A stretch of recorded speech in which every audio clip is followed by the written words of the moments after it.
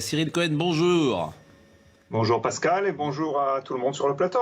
Je rappelle que vous êtes Marseillais, hein, vous êtes né à Marseille. Ils sont tous Marseillais, les grands. Ben oui, et que vous avez choisi de partir pour Israël il y a plus de 25 ou 30 ans, monsieur. Il y a 29 ans exactement. Il y a 29 ans.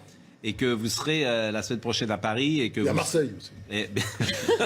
Même quand c'est pas ses sujets, il est, non, mais ça fait rien.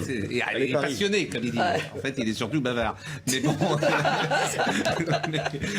C'est pour me dissuader de venir en plateau, là. Non, pas du tout. Au contraire, vous serez chez Sonia, je pense, lundi. Et puis la semaine prochaine, mardi, ça sera bien que si vous venez sur notre plateau.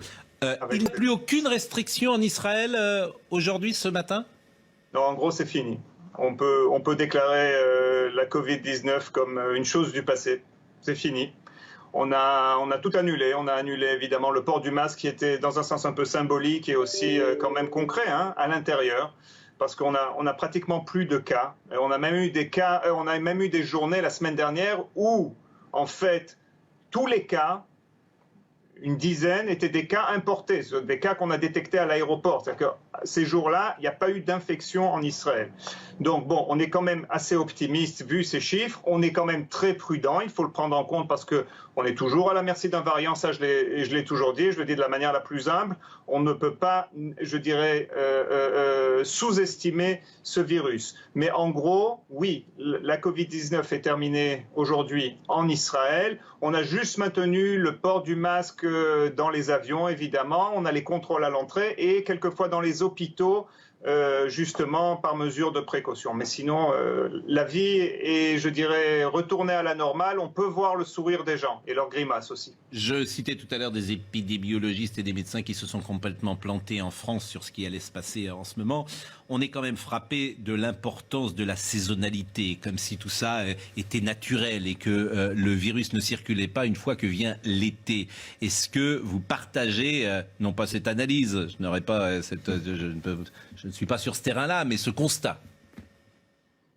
Je crois que la saisonnalité, c'est un facteur, mais ce n'est pas le facteur unique. Même en Israël, pour nous, évidemment, c'est la vaccination. On est le premier pays vacciné au monde. Et je tiens à vous dire que l'année dernière, vous savez, en Israël, les étés sont très chauds, bien que, si j'ai bien compris, en France, c'était plus chaud ce week-end qu'ici en Israël. Mais vous savez, on a quand même vu une montée des cas chez nous au mois d'août l'année dernière. Donc je ne peux pas dire que la saisonnalité a aucun rapport avec, ou du moins, je dirais, que la saisonnalité ou l'été empêcherait les contaminations. Ça peut réduire, on pense que ça peut réduire, parce qu'évidemment, de manière générale, comme on le voit, les gens sont plus dehors, il y a beaucoup moins de proximité, etc., etc. Et on sait que la majorité des infections, ça arrive à l'intérieur.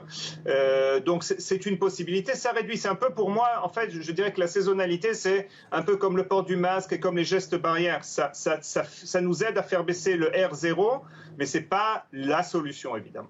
Bon, bah écoutez, merci pour ces deux informations. Et puis on vous attend la semaine prochaine sur notre plateau, Monsieur Cohen. Sauf si vous avez une question à poser à vraiment Monsieur Cohen, qui a toujours été assez remarquable d'ailleurs dans ses analyses.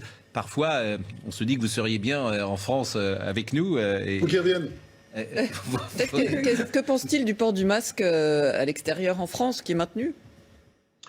On a eu exactement les mêmes, on a eu exactement les mêmes hésitations en Israël. Je vous dirais même, vous savez, la date du 15 juin qui est aujourd'hui, on en a parlé déjà depuis une semaine et les gens ont dit, bon, le 14 juin, le virus est dangereux et le 15 juin, c'est fini. Non. Je crois qu'il faut, lorsqu'on analyse les choses, il faut voir aussi la dimension sociale. Et quand je parle de la dimension sociale, c'est ce que les gens font. Donc en fait, nous, une des choses pour lesquelles on avait maintenu le port du masque à l'extérieur, c'est justement pour qu'il soit continué aussi à l'intérieur. Parce que les gens avaient tendance en fait à dire, il n'y a plus besoin de masque, etc., etc. Donc, je peux comprendre ces décisions qui, de manière même scientifique, elles ne sont pas toujours avec fondement, mais je crois que c'est plus dans le domaine du comportement humain, dans le domaine du social.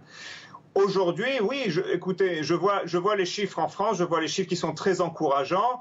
je pense que le port du masque à l'extérieur devient de plus en plus obsolète, si on peut le dire comme ça en français, de moins en moins, je dirais, il a une signification qui est moindre.